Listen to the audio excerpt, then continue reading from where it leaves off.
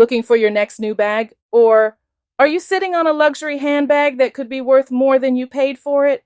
Or worse, could one of your prized bags be losing value fast?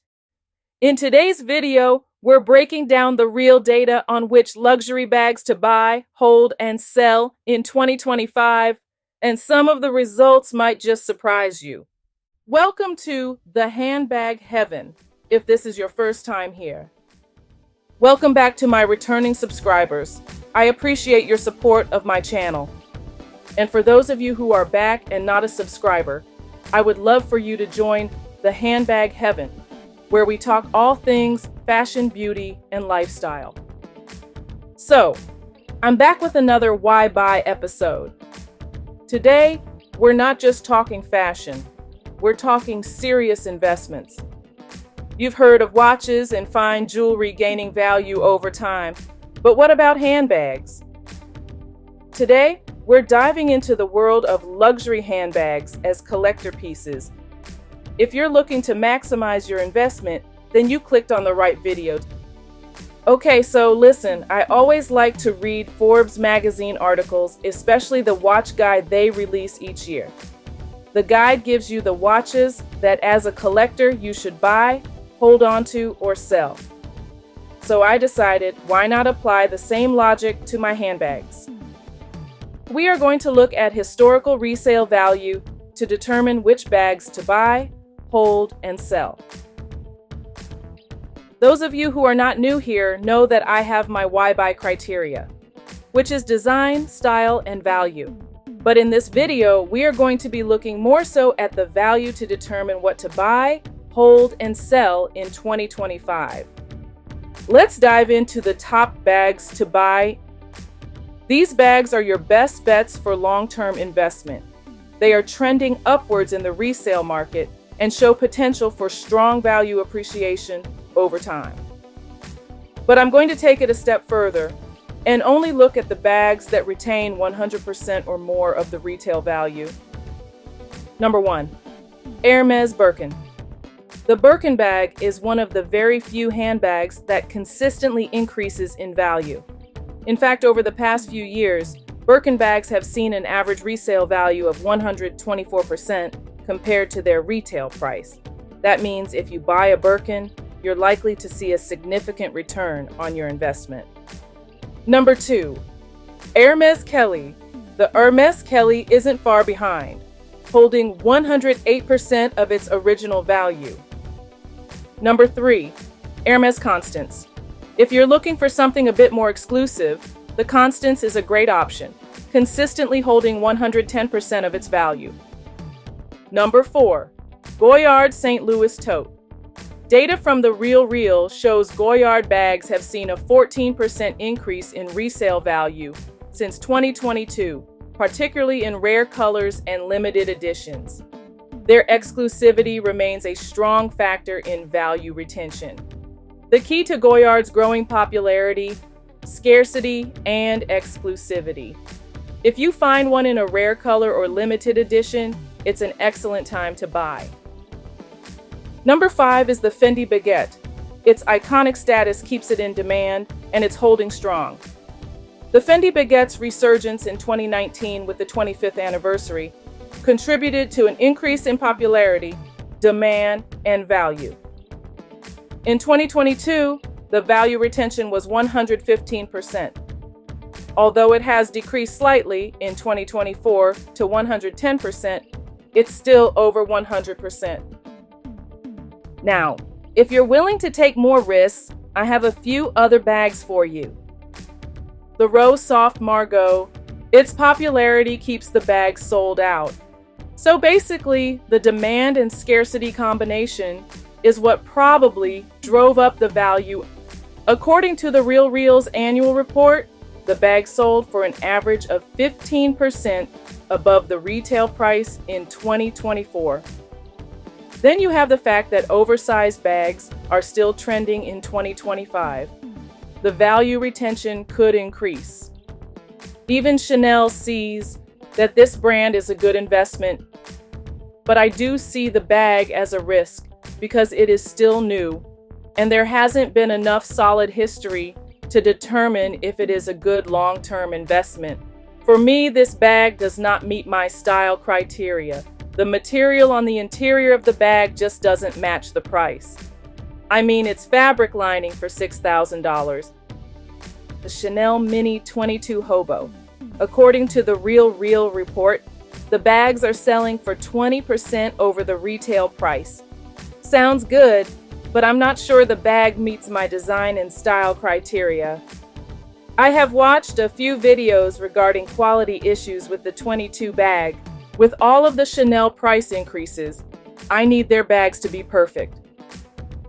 Then you have the Goyard Plume clutch wallet, which surprisingly surpassed the St. Louis tote at 139% in 2024. So this makes the bag definitely one to watch, and maybe even one to invest in. Last, you have the Prada Re-Edition 2000 Hobo, which reached 109% retention. Another bag to watch. There are also a few bags that did very well in 2024 due to trends. They could be anomalies, or it could be long-term, but for now, it's too early to tell. Like the surge in popularity of the Chanel Kelly top handle shopping bag to 131% value retention, fueled by the TikTok trend. Then you have the Louis Vuitton Cousin bag. Increased from 80% to 102% in value, which according to Rebag, is attributed to Taylor Swift's influence. So what do you think? Is any of these bags on your wish list for 2025? Let me know in the comments. Now for the bags you'll want to hold on to. These pieces have consistent value retention, making them solid investments for the long haul. If you already own a Birkin, Kelly, and/or Constance, hold on to them. They've proven to appreciate steadily over time. These are long-term winners. Think of them like gold. They increase in value the longer you hold them. Chanel's classic flap is another iconic piece that maintains consistent value. Rebag's 2024 Claire report notes that it holds 87% of its retail price, which is impressive considering Chanel's regular price increases. This bag is a keeper. But I wouldn't recommend buying a new Chanel bag retail unless you really want to experience purchasing retail. Why?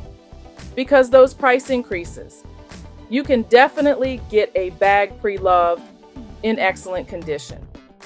For me, the Chanel double flap has crossed that invisible line that I've set. You know, that line that you're not willing to cross in terms of pricing for the particular bag. At the current prices of the double flap, I would prefer a bag that retains 100+% of its value. The new Neverfull continues to rise in demand. Rebag's 2024 report suggests a value retention rate of 92%, making it a solid hold for the next few years. Finally, let's talk about the bags that you may want to consider selling in 2025. These pieces have hit their peak value or are being overshadowed by newer releases. Selling now could maximize your return. Are you aware that oversized versions of the classic flap have apparently fallen out of favor? Data shows they're retaining only about 65 to 70% of their retail price, signaling it's time to sell. Did you know that older versions of the Louis Vuitton Neverfull are still retaining 85 to 90% of their retail price on resale platforms? But as you know, newer models have been released and there is a higher demand for those. So it just may be time to sell the older Neverfull. You can cash in now before interest declines. The bag actually peaked in 2024 with 158% value retention. But I really think this was an anomaly due to rumors that the bag was being discontinued. Then there was the rumor that the bag would be harder to get and that there is a waiting list for the bag. But in reality, the bag design just got a little makeover. Last but not least, let's talk about a bag that has had its moment, the Gucci Marmont. But now it's fallen out of favor and the market is oversaturated. Rebag's report shows it's only retaining about 60% of its original value. So if you own one, maybe it's time to let go. As you can see, luxury handbags are serious investment pieces. Whether you're buying, holding, or selling, staying informed on market trends can help you make the most of your collection. Think of these handbags like high-end watches. Carefully selected, they're more than just accessories. They're financial assets.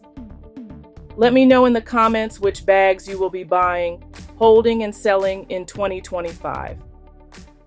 For me, I will not be selling my Gucci Marmont despite the decrease in value and popularity, since it is still a relevant piece in my collection. Although I do enjoy collecting data on handbag retention value, I don't always act on it. Some things are just not about the money. Hopefully you found this information helpful. If so, give this video a thumbs up.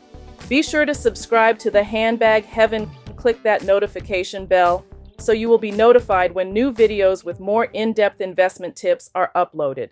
Thanks for watching.